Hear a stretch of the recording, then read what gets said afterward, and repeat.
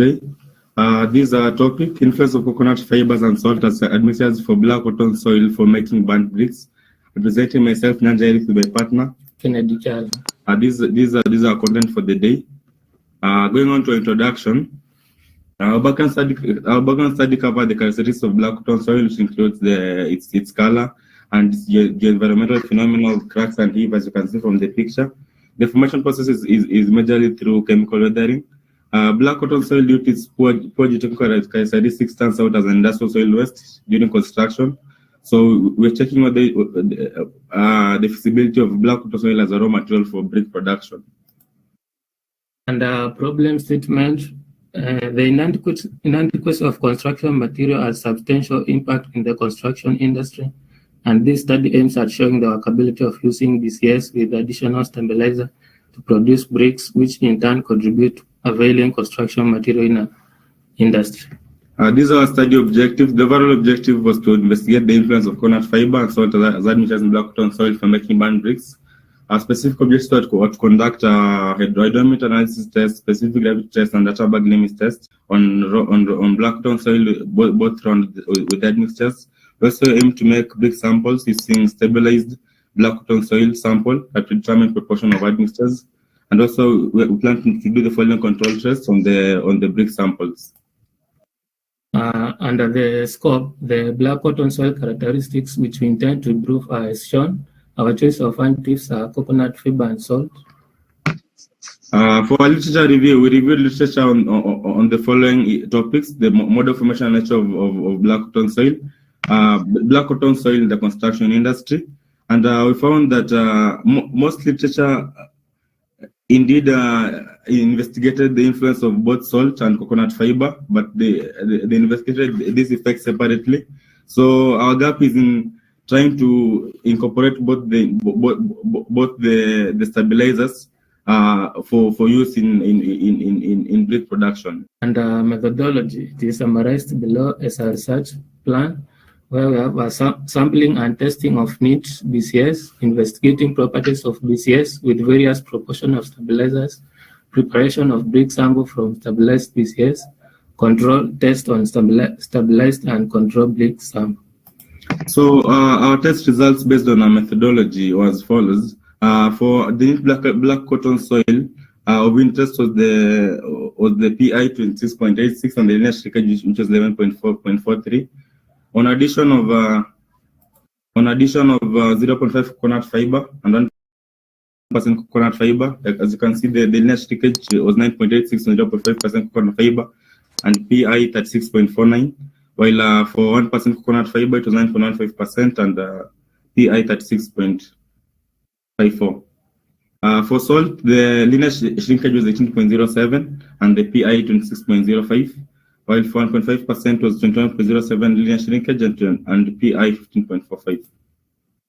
Now, when both the stabilizers were used or added to the neat BCS, the linear shrinkage turned to be 9.79 and the PI 19.09%.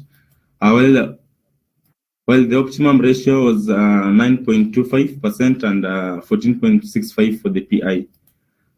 After preparation of bricks, our controlled brick samples yielded the following results. For the controlled brick sample, the water absorption was 16.29% and the comparative strength 10.339. While for the stabilized brick sample, the water absorption was 18.69 and the compressive strength was 9.795.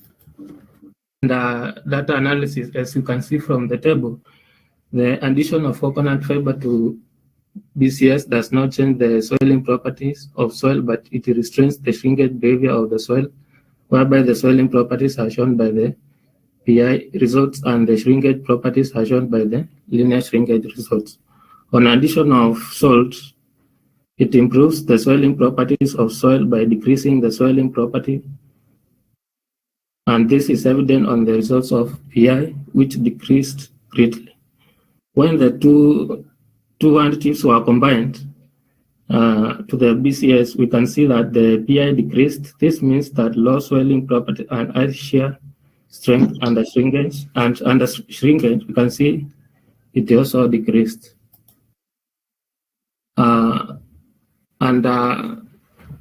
Under bricks, our brick sample properties did not vary from our control sample. This is due to the difficulties of temperature which we experience. 1 minute remaining. Okay.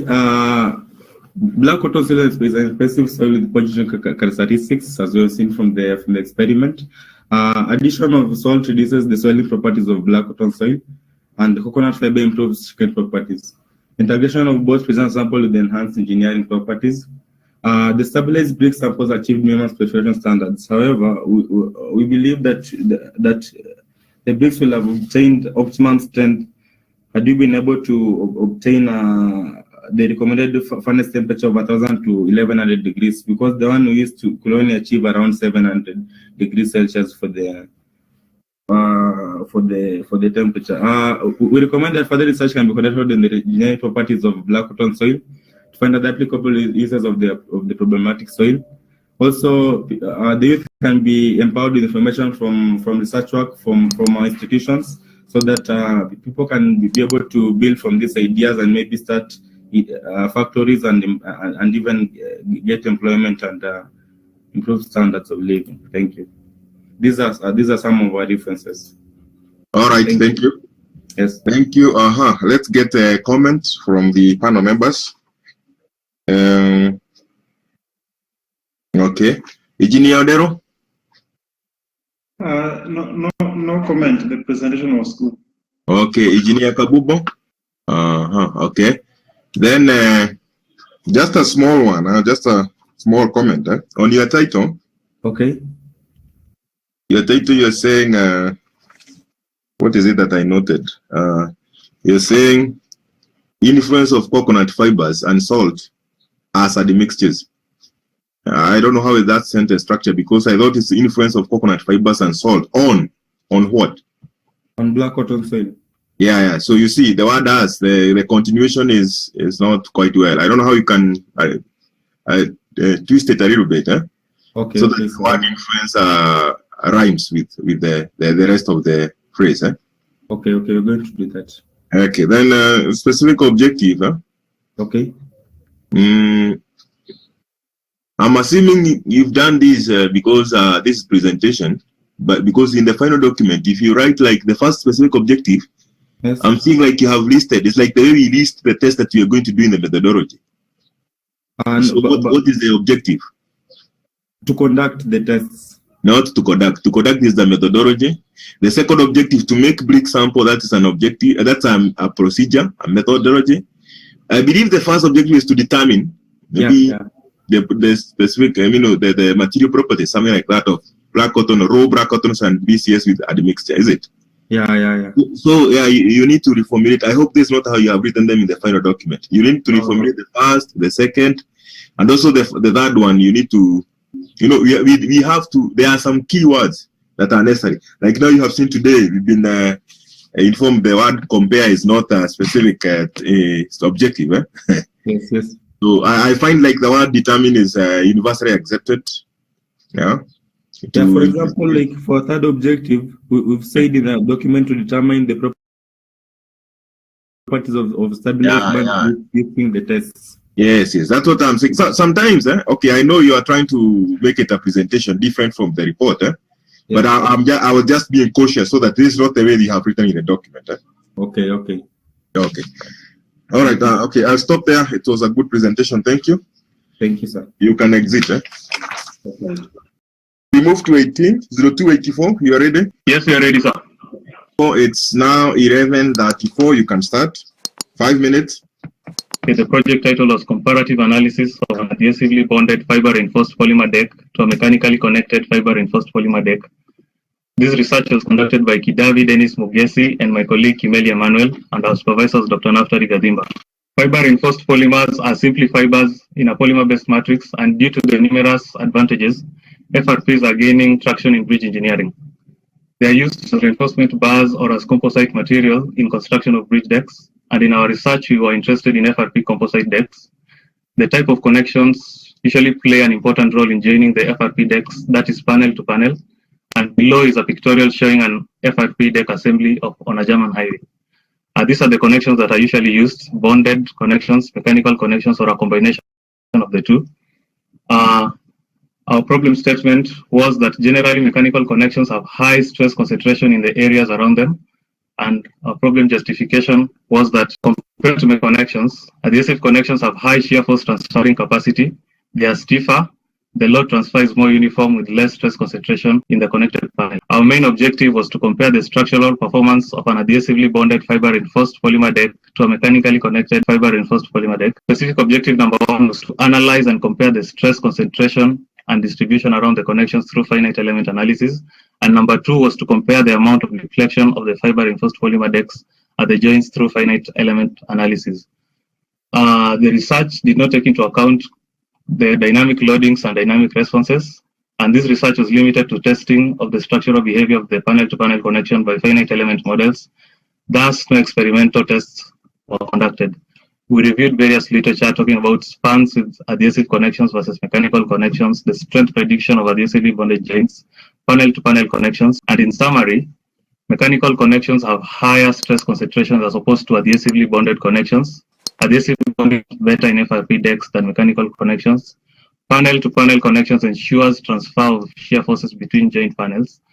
And we therefore realized that limited application of adhesive connections in bridge, there's limited application of adhesive connections in bridge panel-to-panel connections, and therefore we sought out to compare how adhesive connections perform structurally in comparison to mechanical connections.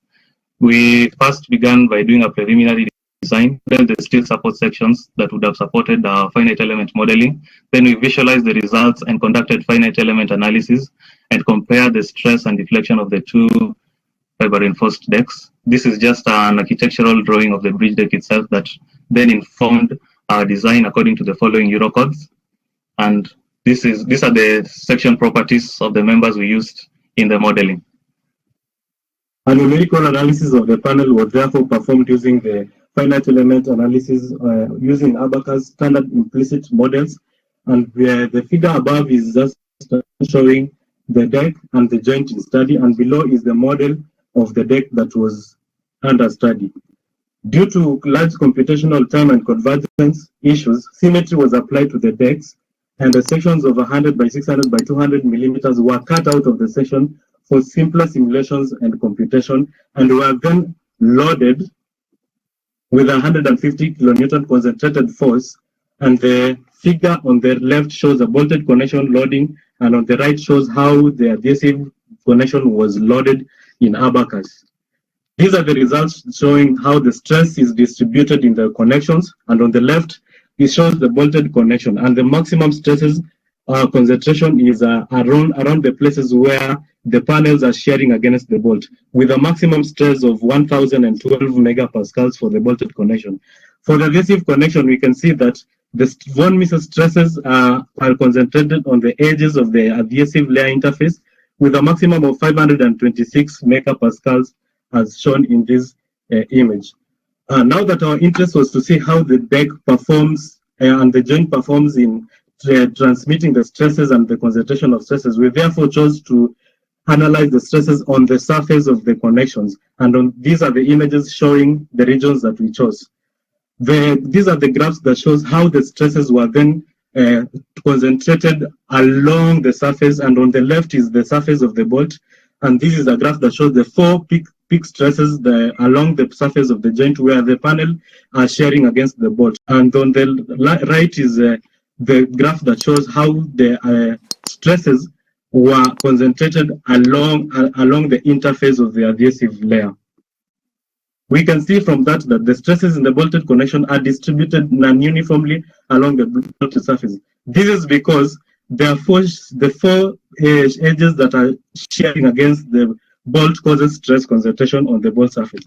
While for the adhesive connection, stress distribution is uniform along the adhesive layer. This is because the adhesive layer is a pseudo two-dimensional surface-driven process where the stresses are transferred across the interface between the panel and the adhesive. We then proceeded to check how the bolt and the adhesive perform in distributing the stresses from one panel to the other panel.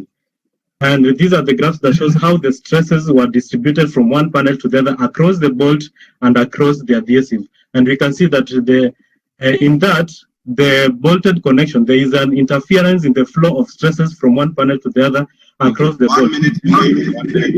This is because the hole causes a discontinuity in the flow of stresses, while for the adhesive, there is a relatively uniform flow of stresses from one panel to the other because of absence of stress raisers and continuity in the material.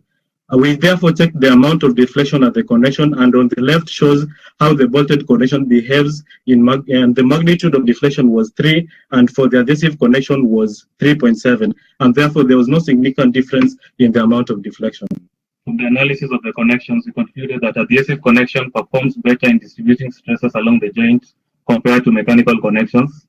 Adhesive connection reduces stress concentration in the joint compared to mechanical connections.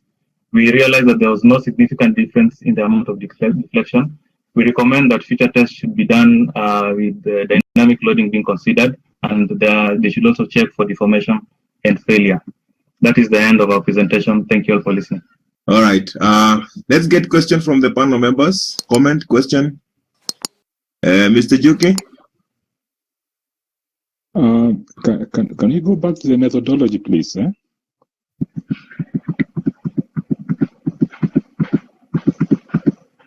All right. Since this was basically a project in modeling. Yes. Yeah. I hope you did enough work to warrant projects, eh? Yeah, we have the supporting documents. It could not fit. If we would have included everything here, it would have been a large slide number. Yeah, of course. All right. Yeah, because I guess there's nothing much else you could have done here. And see generation of the architectural drawings. Have you have not shown us any the actual drawing you're talking about? Oh, it's the bridge. Is it the suspension? Yeah. Right, the bridge. Okay. Yeah. All right. Yeah. So we'll be happy to look at the document itself and see basically the algorithm of the step-by-step progression of your report. Yes, sir. Yeah, but that's an interesting research. All right. Well, thank you, sir. Okay, Engineer Odero? Maybe just a small comment or a question. How did you get the inputs to your abacus? Yeah. We first had to design the deck system itself, deriving the loadings from Eurocodes, and then modeling. Before we model, we had to design the steel section, the primary beam, the secondary beam, and this is why we have these sections. These sections shows the kind of sections that we used from the design now, so that we could input these now for the material properties, the section properties, and the contact interactions in abacus. We did this in consultation with Dr. Fundi. Okay. Yeah. Okay. How did you know the strength of steel?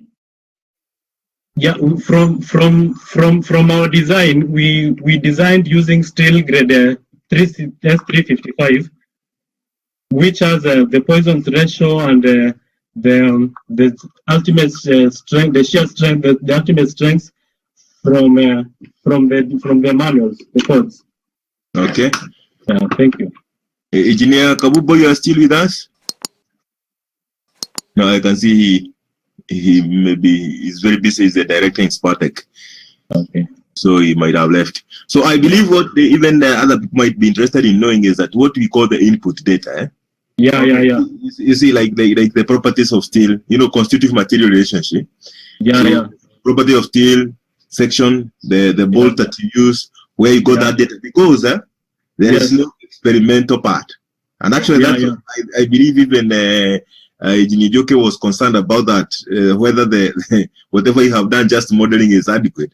Because first of all, we start with the experimental part, then you come and validate your model, then you use that to do now your variation in the numerical analysis. But of course, you're talking of the limitation in the finances. Yeah. Okay. All right. So let's stop it at that. Yes. Okay, thank you. I hope to get some well-arranged document, just as the comment have been raised by Mr. Joke. Yeah, we'll do that. Flow can be somebody can follow your work and see what exactly you're doing and the detail. Yeah. Okay. Yeah, thank you. You can exit. You can stop sharing. Okay. Thank you for your time. We want to move to number 20. Number 21, 0474, you are ready? Yeah, we are ready. 0474. Okay. I'll make you the presenter. Yes. You can start. It's now 11:51. Start 5 minutes. Now, the title of our project, it was to determine the performance of separate clay blocks with liquified claycrete for low-cost housing.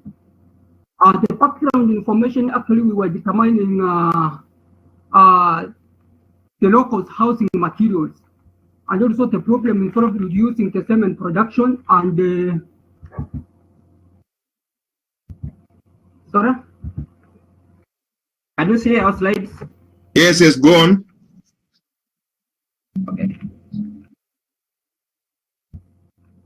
So in background, so we were talking about we were determining the cost raw materials, the problem involved with the cement production and the dangers associated with quelling when you produce blocks.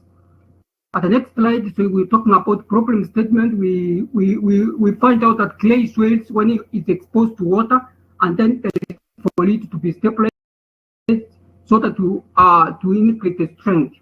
Justification, we wanted to provide low-cost housing is a big issue.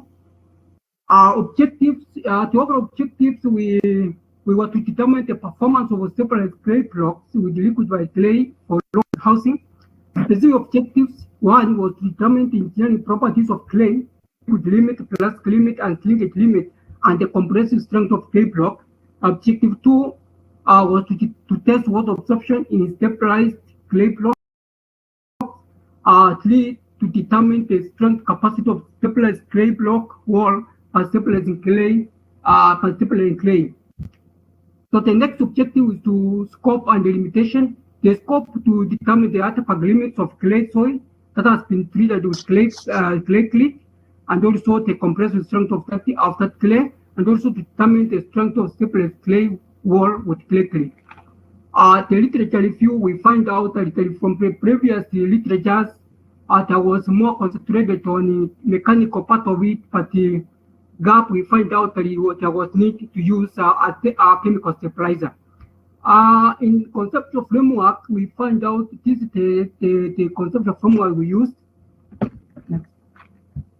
Okay, so research, these are our material preparation and sourcing. That's where we got our materials. That's claycrete, clay soil, cement. Then the laboratory works that we did, we covered the particle size distribution, atterback limits, compression strength, water absorption, and the compression strength of the wall. Now our findings, that is now from our objective one, the particle size distribution, we found that our finds were laying between 79.26%, and from previous research is that for finds we need 18 to 55%. Therefore, there was need for stabilization. Then atterback limits. On atterback limits, we found that the effects of cement in the soil, the liquid limit and the plastic index decreases when decreases with the increase in the cement content. Then now the effects with claycrete. The effects on claycrete is that we found that the pH and the plasticity index and the plastic limit, they were varying. This is because they were varying because the floccular numbers had significant change with the claycrete content varying. So our objective three, that was the compressive strength of the compressed earth blocks, and as you can see, that is a table. That is a table showing the compressive strength. We noted that the compressive strength of the claycrete and the cement stabilized increased with the increase in their percentages. We were varying the percentages. Then also the blocks met the required standard of 2.5 MPa according to the Kenyan standard. So that was for claycrete. For we found that for cement we only achieved the minimum strength with 28 days. That is after stabilizing with 15%. Then we did also a test on the water absorption, and we saw that as the curing days increased, that is from 7 days to 14 to 28 days, the rate of water absorption reduced. That is, as you can see from the graph, the ones with claycrete stabilized with claycrete and stabilized with cement. We did a wall. We did two different walls, one stabilized with claycrete and the other one stabilized with cement. And we noted that the one stabilized with claycrete, that one had a displacement of 16 millimeters at 92 kilonewtons compression. We also observed cracks at the joints.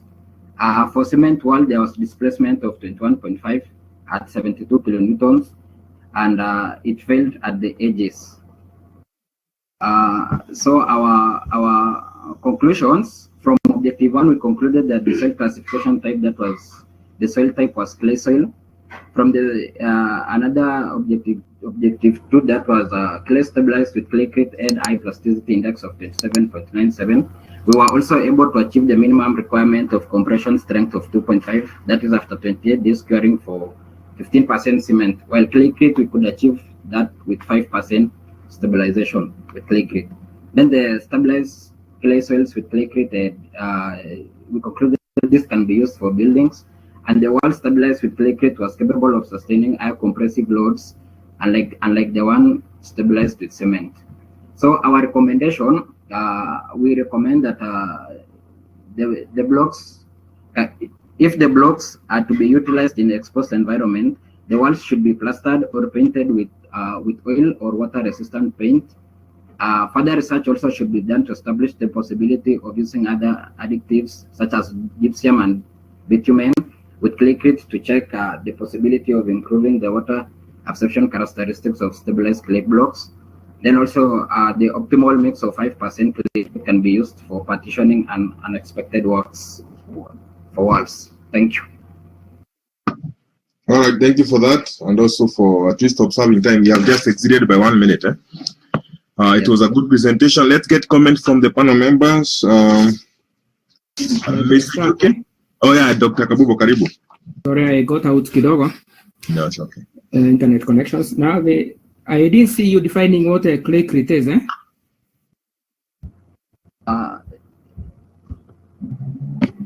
Yeah, claycrete, it is a pale pinkish liquid with low viscosity. This is consists of quantum ammonium compounds, and it has phosphoric acid. Okay, so it's bought, you buy it from somewhere?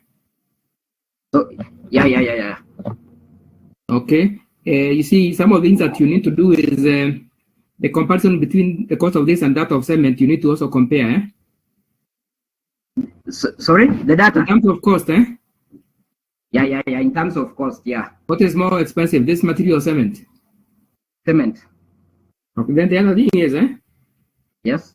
Your PI value for the block with the claycrete is very high. Eh? Oh, yeah, they were varying. You told us it's 27.7 something. 0.97, yeah. 27, that's quite high, eh? Yes. Okay. You see, the problem with these materials, getting some things to board with them, eh? So that you protect them is quite a problem. Yes. You are telling us to protect it from weather, from the weather, eh? Yeah, like let's say now during the rainy season. Yes. Yeah, so we need to protect them. Okay. Okay, that's another research altogether, isn't it? Yeah. Now the other thing is okay, the bottom with that. It's quite some comparable work if you actually tested a wall. Yeah. Yes, because your colleagues are happy testing blocks, eh? I mean, because that was something. But you need to tell us clearly that you need to look for material which can protect because if you're treating these blocks, with whatever soil, yes, you're concerned quite a lot about PI. Okay. Because some guys, you do it now, then wait until they get more money. Yeah. It may coincide with the heavy rains. So by the time he gets money, he has no house. Yes. Yeah. Okay. So fine. It's a good piece of work, but then you need You need to tell us that you need to do more research on PI. In our recommendation. Okay, so. Okay, thank you for that. Any other comment?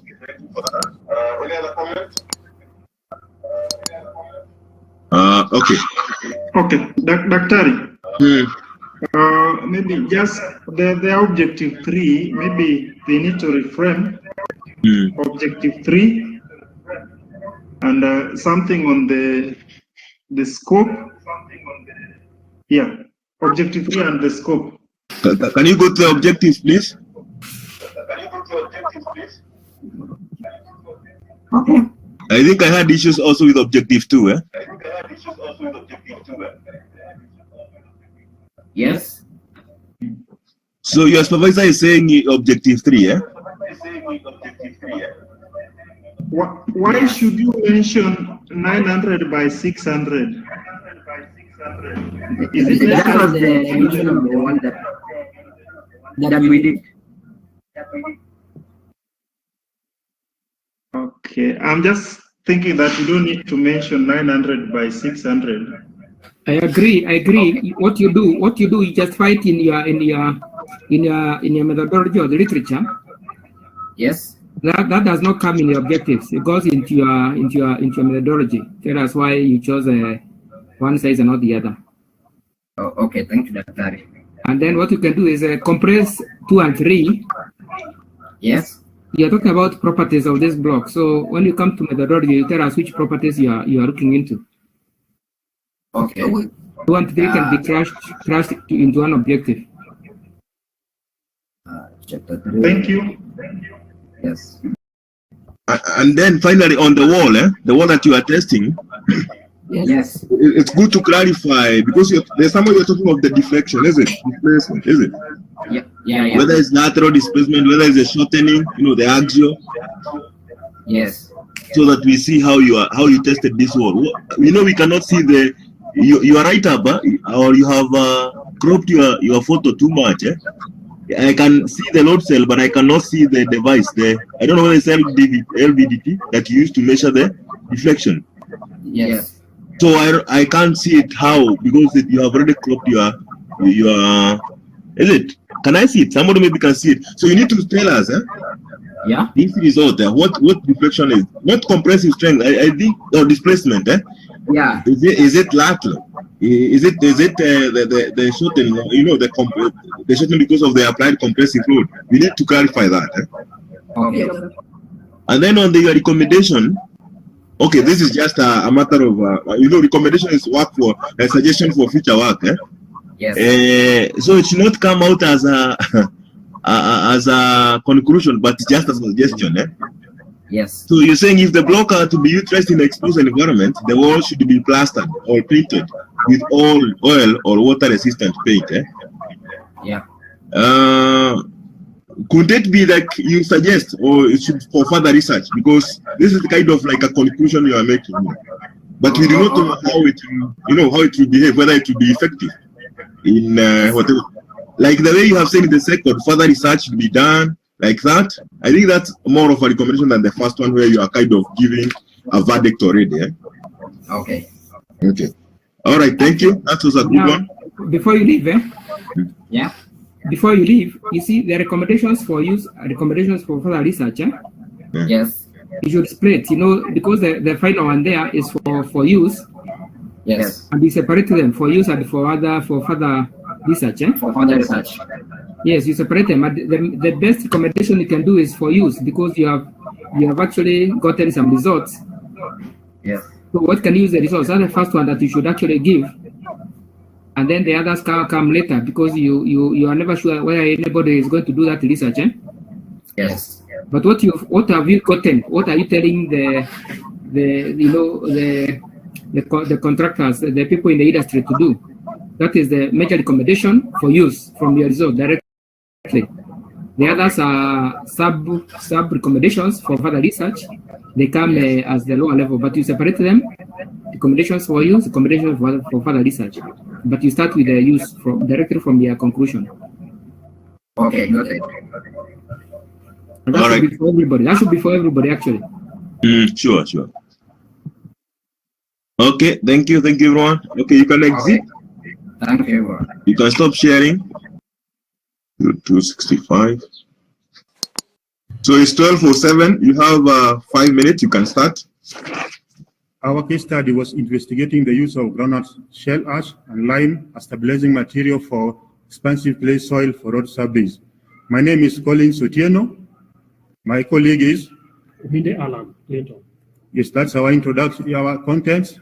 Let's go to introduction. Is the Blackton soil found problematic soil I encountered in foundation design for highway embankment, retaining wall, and backfill, and etc. Areas where they are being found is semi-arid, tropical zones where evaporation exceeds precipitation. Field deposits shows patterns of cracks measuring 70 millimeter wide and between 1 to 3 meter deep. On the background of the groundnut shell, we found the origin is from a plant of dicotyledon species. This plant is after being harvested into seeds and dried in open air. Then the shells being milled of groundnuts. Then we mill it to get the groundnut shell. After that, there is burning of the shell to get ash. The importance that we can find is a small percentage can be with the other chemicals as stabilizing agent. The problem statement is the endless increase on cost of Portland's buying cement and lime and bitumen as stabilizing agent attribute to increase in cost of construction. Deficiency of and depletion of raw material like crude oils reserves in comparison with the demand in the construction industry have led to the scramble for the resources. As a result, there is unconventional supplementary material containing hydraulic pozzolanic material to be used as construction material, and they are necessary in reducing pollution, energy consumption, and carbon dioxide being generated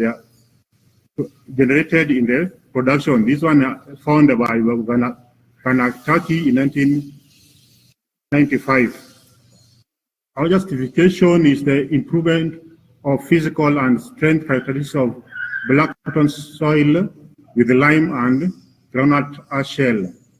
For safe disposal of agricultural and domestic waste, attempts are made to utilize them in geotechnical engineering applications such as construction of roadways, backfill, and material. So utilization of GSA promotes waste management at little cost, reduce pollution, and increase economic base to farmers by serving three benefits of safe disposal, effluent, use of stabilizer, and return of income to it. You're going to lose time. You're going to get out of time. Go to the methodology bonus. Your objectives are the methodology. You're going to lose time actually.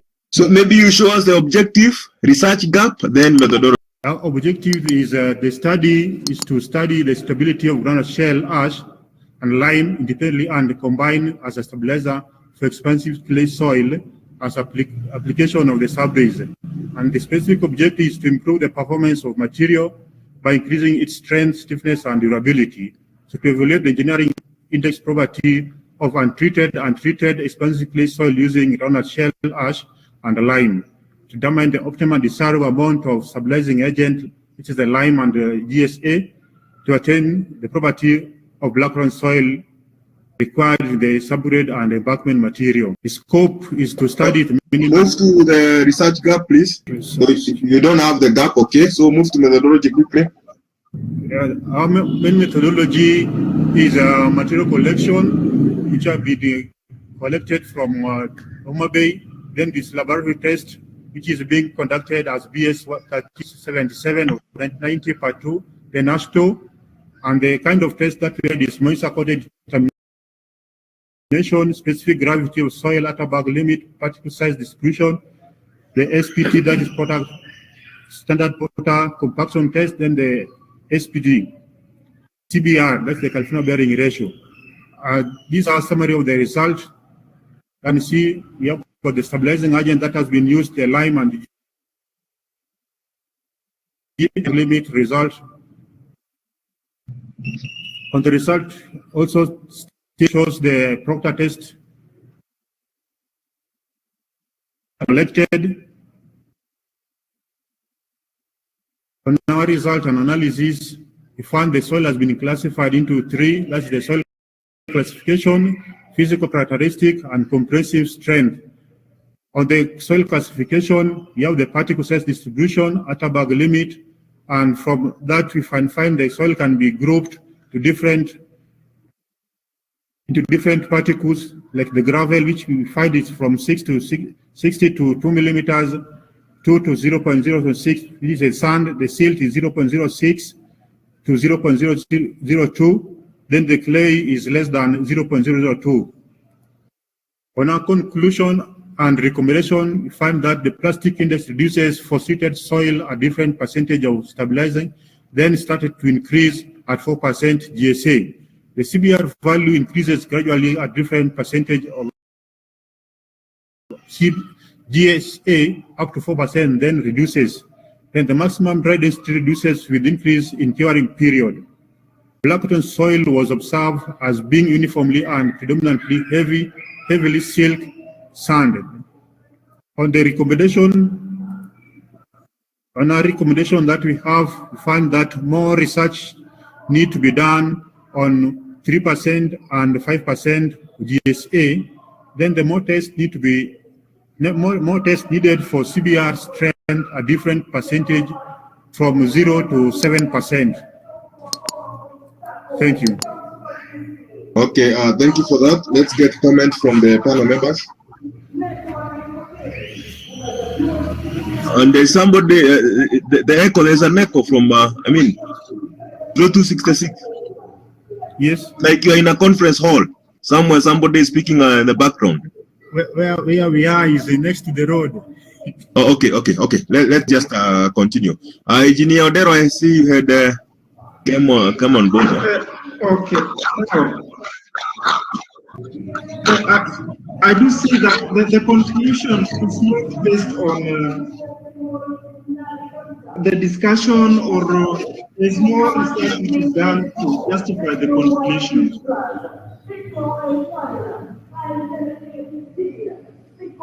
Can you respond to that? What was the conclusion based on?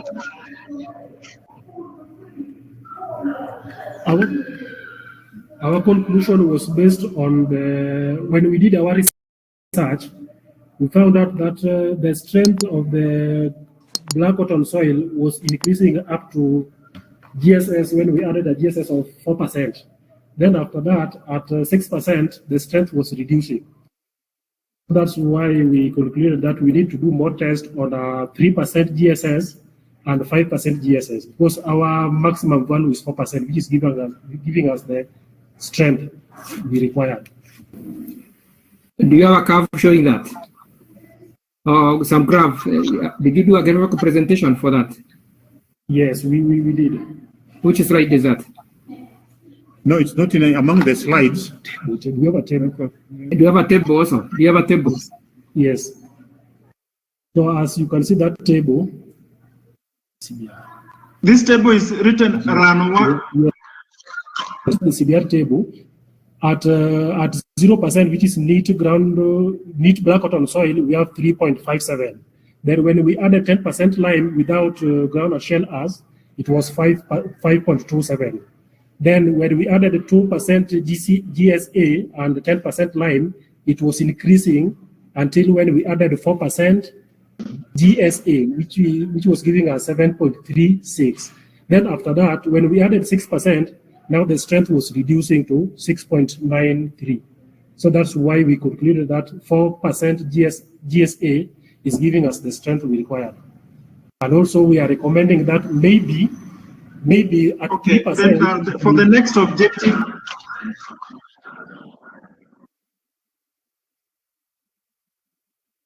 Did you do PI for the same results?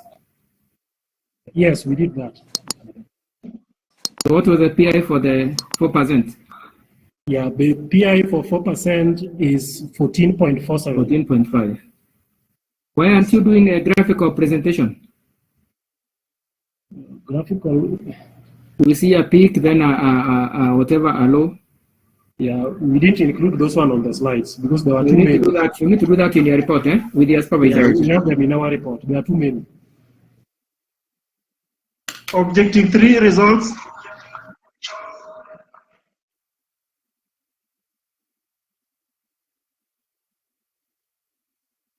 What is objective 3?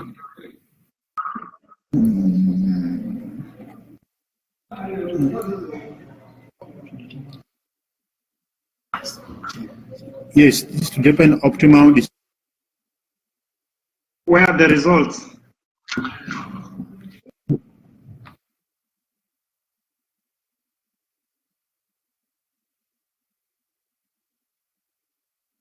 Yeah, our maximum dry density, we are getting it.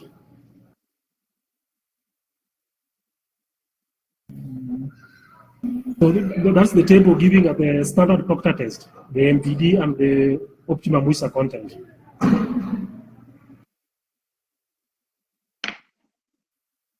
Okay, so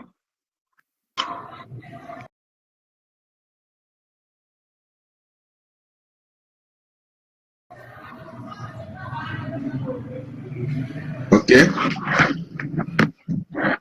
All right. I mean, from the feel of the presentation, you can see people are not getting the result clearly because your presentation style, when you use tables, it's very difficult to navigate through tables during presentation, unless where it's necessary. It's always good to use the graphics, the bar graph, charts, line graphs, and so on and so forth. Okay. Yeah, because now the objective is about optimization, but you try to look at the table to see the optimum where it is. It becomes an uphill task. Again, it's not a big issue, but when you name your test specimen run 1, run 2, run 3, it sounds like it's the same test you are doing, but different trials. But when I look at it, it's like you are changing the proportion of stabilizer. So why don't you name them in a way that they reflect that, so that somebody will not just think that this is the same specimen, it's the same mix that you are doing different trials or mixes. Okay. All right. We stop at that. Now there are the students that we had forgone because the supervisor was not around, but